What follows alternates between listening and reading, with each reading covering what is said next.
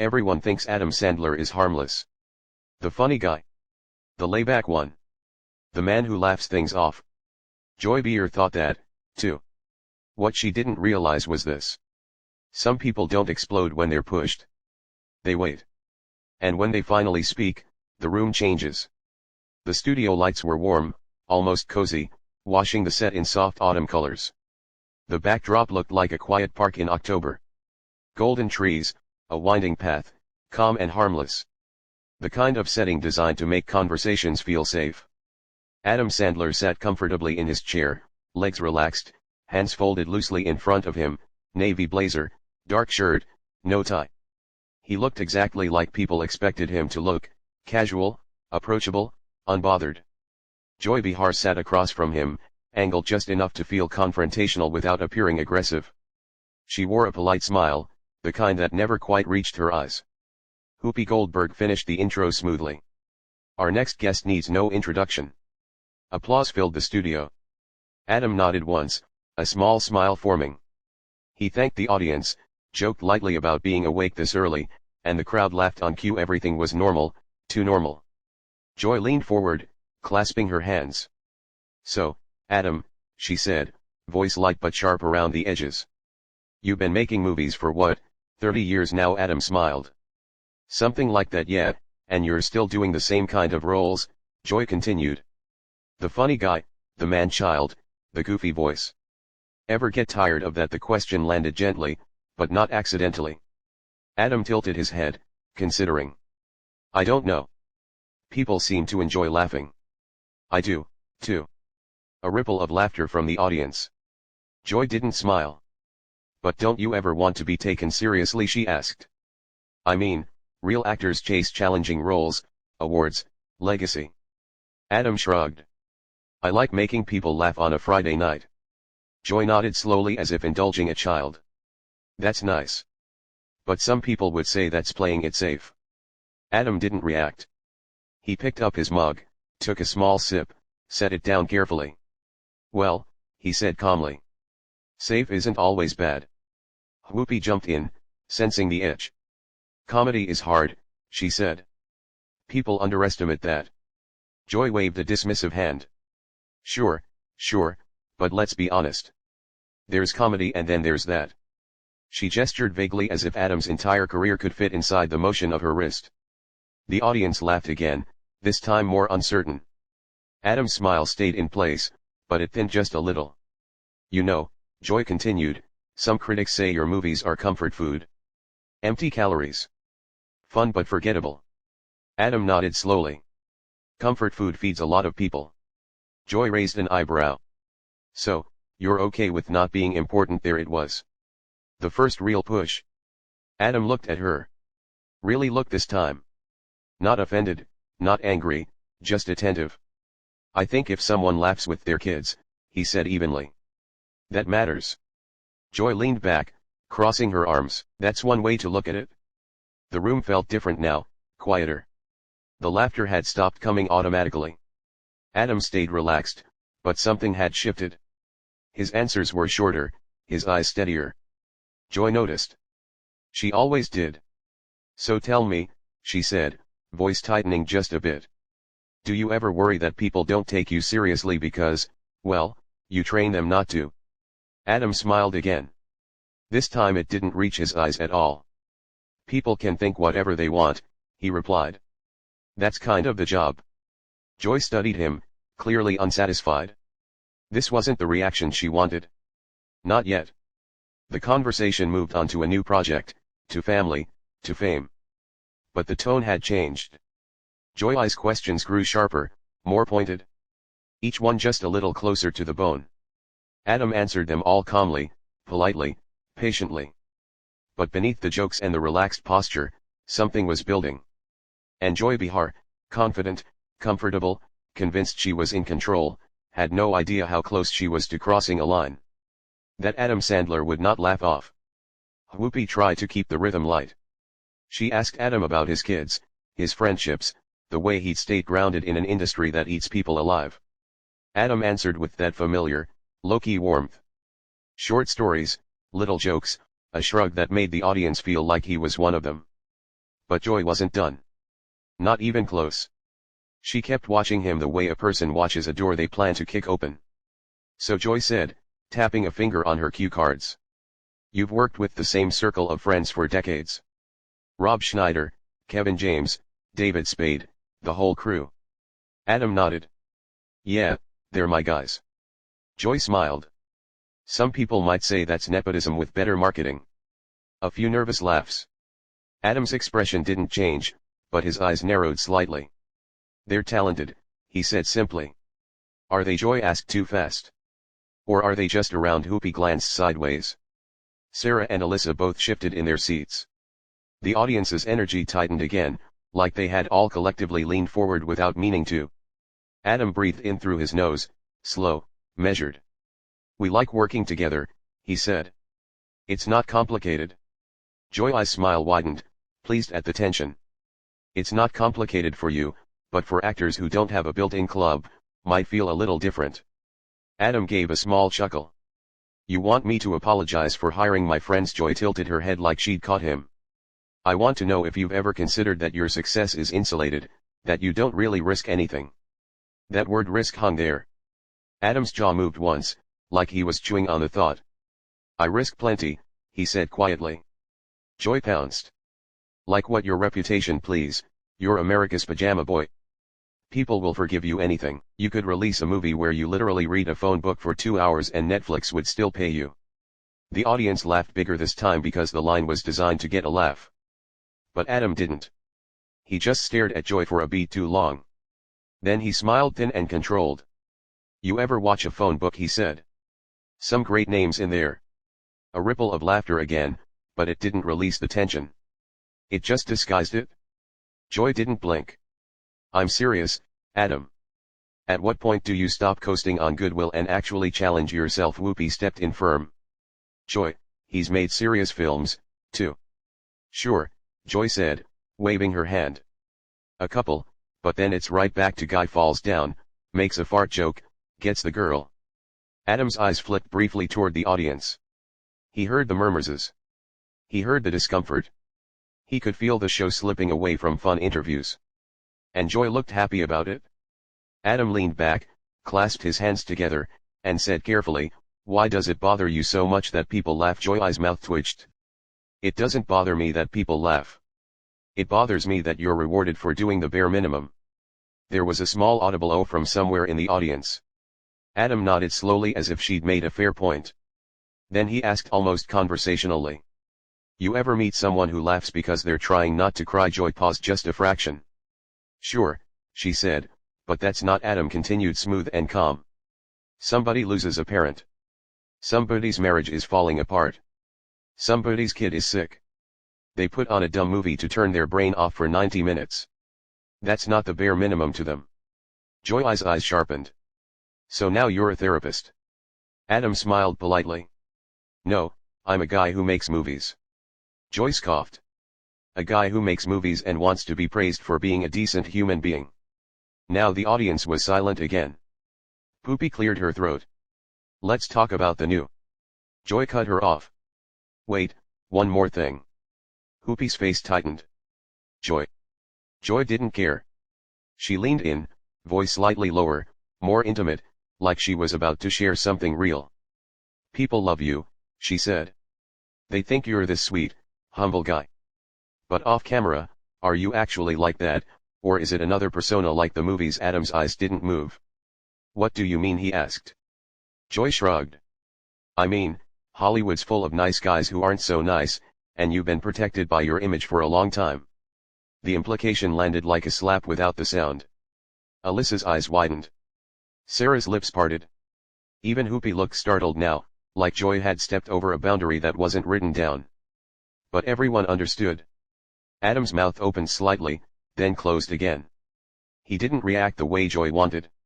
Not yet. Instead, he smiled, calm, almost gentle. Joy, he said, voice quiet. You want to talk about my work or you want to talk about rumors? Joy held his gaze. I want to talk about reality. Adam nodded once. Okay, he said. Then let's talk about reality. The way he said it made the room colder because for the first time, Adam Sandler wasn't joking. And Joy Behar, still convinced she was steering, didn't notice that Adam had just taken the wheel. Not until he leaned forward, set his mug down with a soft clink, and looked at her like she was the one sitting in the hot seat now. And the audience could feel it. Something was about to happen. The studio felt different now. Not louder, not chaotic, quieter. The kind of quiet that happens right before something breaks. Adam leaned forward, elbows resting lightly on the table, hands folded. His voice stayed calm, almost soft. But there was an edge now, a sharpened clarity that hadn't been there before. You said reality, he repeated. So, let's be real. Joy crossed her arms, chin lifted. She was still smiling, but it didn't reach her eyes. By all means. Adam nodded once. Reality is, I've been doing this for over 30 years, and in that time, I've learned something. Joy raised an eyebrow. Oh. Adam looked straight at her. Some people don't want answers. They want reactions. A murmur rolled through the audience. Joy laughed lightly. That's a convenient excuse. No, Adam said, still steady. It's an observation. Whoopi shifted in her chair.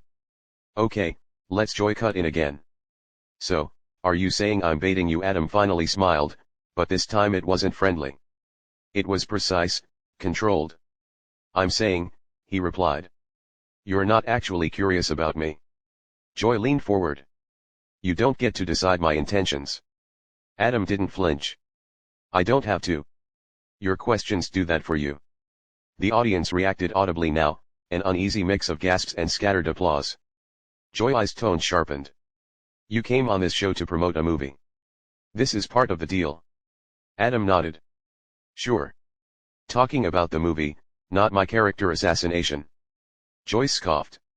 That's dramatic. Adam tilted his head slightly. Is it? He paused. Let the silence work. Then he continued slower. You called my work lazy. You implied I don't take risks. You suggested my personality might be fake. That's not critique. That's provocation. Joy's smile faded for the first time. I'm allowed to challenge guests. So am I, Adam said calmly. That landed harder than shouting ever could. Joy opened her mouth, then closed it. She wasn't used to guests pushing back without raising their voice, without giving her the satisfaction of outrage. She tried another angle. Let's be honest, she said. Comedy like yours doesn't age well. The culture moves on. Adam nodded. It does. And some people, Joy added, get left behind. Adam's eyes didn't leave hers. Funny thing is, every time people say that, another generation shows up laughing. Applause broke out. Real this time. Joy's jaw tightened. You think popularity equals value? Adam shrugged slightly. I think connection does. Joy rolled her eyes. You sound very comfortable on that moral high horse. Adam smiled faintly. I'm not on a horse. I'm on a chair on your show answering questions you asked. The audience laughed, but Joy didn't. Whoopi finally stepped in firmer now. Joy, maybe we know, Joy said sharply. I want to finish this. Adam exhaled through his nose slowly. Okay, he said. Then let me finish something too. He sat up straighter now. The casual slouch was gone. The warmth was still there, but contained like heat behind glass. You talk about risk, he said. Let me tell you what risk actually is. Joy folded her arms tighter. Risk is putting yourself out there knowing people like you will tear it apart, Adam continued. Risk is being mocked for caring about the audience instead of impressing critics. Risk is choosing joy in a business addicted to cynicism. Joy laughed sharp and dismissive. Oh, please. Adam didn't react. Here's the real part, he said. I don't need you to respect my work. I just need you to stop pretending your disdain is intellectual honesty. The studio went dead silent. Joy's eyes flashed. Excuse me, Adam met her gaze evenly. You don't like what I do. That's fine. But dressing it up as some moral failing. That's lazy. A collective "oh" rippled through the crowd. Joy's voice rose. You come on my show and call me lazy. Adam shook his head. No, I said the argument is. Joy pointed at him now. You think because you're beloved, you can talk down to me? Adam's voice dropped, cool, sharp. I think because I'm sitting here calmly while you keep escalating. The audience can see exactly what's happening. That was the moment Joy leaned back, lips pressed thin. She glanced briefly at Whoopi, then back at Adam. You know what, she said. Maybe you should take your sensitivity back to your sandbox movies. A few gasps, a few uncomfortable laughs. Adam looked down at the table. For a second, it seemed like he might let it go. Then he looked back up and the smile was gone. Joy, he said quietly. I've been respectful. I've answered every question. I've taken every jab. He paused. But I don't sit through insults disguised as commentary. Whoopi's eyes widened. Adam. Adam held up a hand. Not aggressively, calmly. I'm done being a punching bag, he said. The words weren't loud. They didn't need to be. Joy opened her mouth to respond, but Adam was already standing. The audience erupted, half applause, half stunned silence. Adam picked up his jacket, looked once more at the table, then at Joy. Good luck with the rest of the show, he said evenly. I hope the next guest gives you the reaction you're looking for. He turned and walked off the set. Cameras scrambled to follow him. Joy stared after him, stunned, and for the first time that morning, she had nothing to say. The applause didn't stop when Adam Sandler disappeared behind the curtain.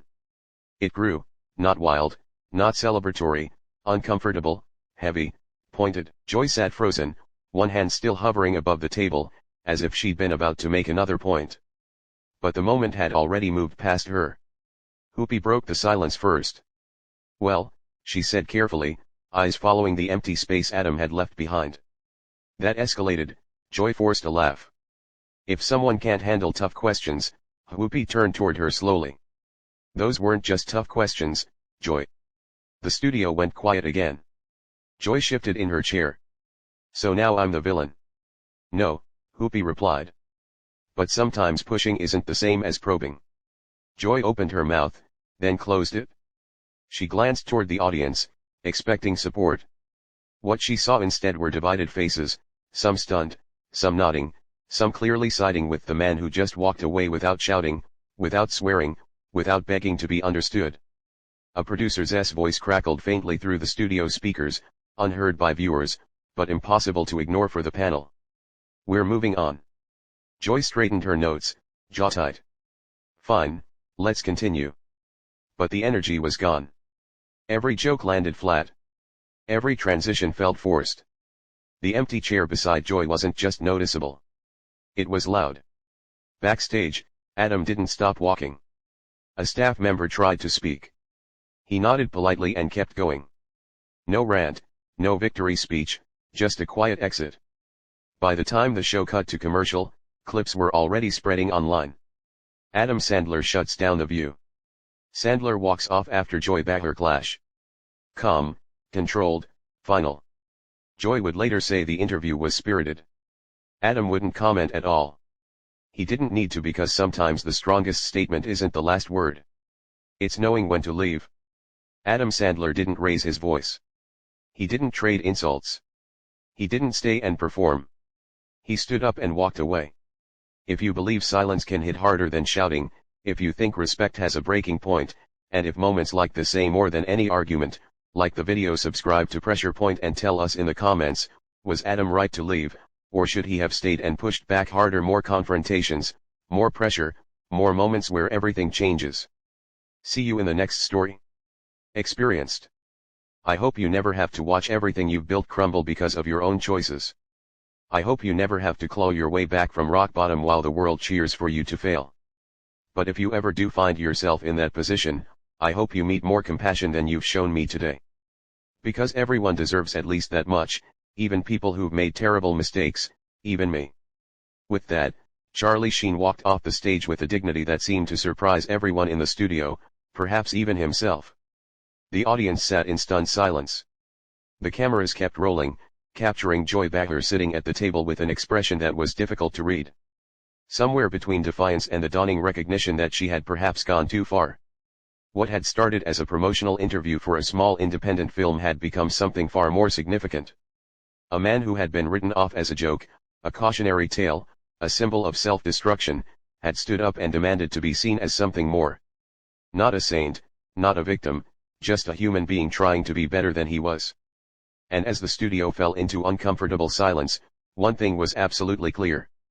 The man who had once declared himself to be winning had finally learned what winning actually looked like. And it had nothing to do with tiger blood or Adonis DNA. It was simply the quiet courage to keep getting up no matter how many times the world tried to knock him down. What do you think about this incredible confrontation? Was Joy Behar out of line, or was she just doing her job? Drop your thoughts in the comments below. And make sure to subscribe for more stories that will absolutely leave you speechless.